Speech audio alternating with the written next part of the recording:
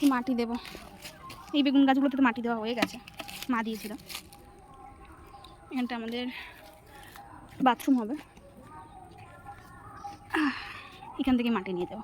আমার পদ্ম গাছের জন্য পরের বারের মাটি পুরো রেডি, আর ঝামেলা করতে হবে না।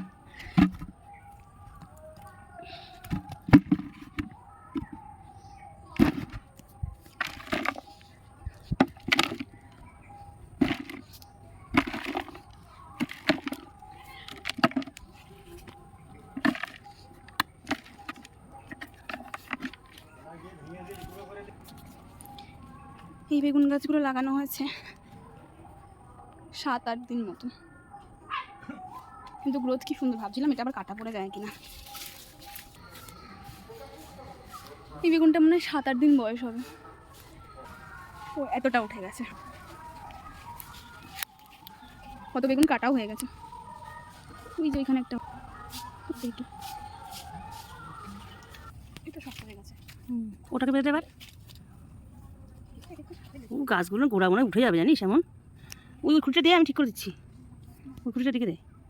কোন খুঁটিটা? ওই যে একটা বেগুন গাছ একটা মানুষের থেকে বেশি বড়, বল হ্যাঁ কত বড়। গোড়ায় মাটি দিয়ে দে, নাহলে ওই পড়ে যাবে। হ্যাঁ বেশি না দিলে পড়ে যাবে। এই মাটিটা খুব কাজ দেবে জানিস। একটু গোবর সার এখান থেকে এগুলো দিতিস অল্প অল্প করে দিয়ে, গোড়া একটু দিয়ে দে। আগে বেঁধে। হ্যাঁ আমি তরকারি করতে যাবো। হ্যাঁ ওটা দে একটু, আরও আর গাতির দিকে বাড়ি দিই দাদা, যদি বাড়ি দে ওষুধ দিয়ে দিবি। হ্যাঁ ধর নে নে নে এনে নে এনে একটু বলছিল বেঁধে দিতে, তাহলে গাছ ঝড়েও পড়বে না।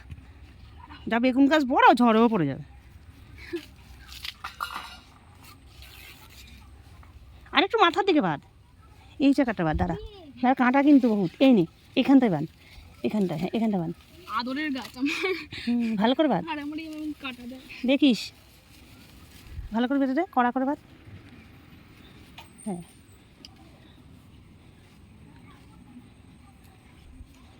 আর পড়বে না তো, টাইট করে বেঁধেছিস। হ্যাঁ একটা সঙ্গে লেগে গেলে কী হয় বলতো, ঝেপে যায় একদিকে। হ্যাঁ ওখানে বেঁধে।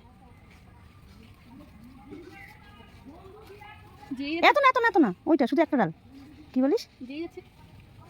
ইট দিয়ে বাড়ি দে, এই তো তো পায়ের কাছে। জল ভেসে যাচ্ছে, বন্ধ করতে হবে। হ্যাঁ জোরে চেপে দে। হ্যাঁ সবটা দিতে সবটা দিতে, মাটির তো অভাব নেই এখন, যত দিবি ততই ভালো। এত ছড়িয়ে দিস কেন? গোড়াটাই মাটি দরকার। তুই সার দেবো ভাবছি না। কখন দিবি?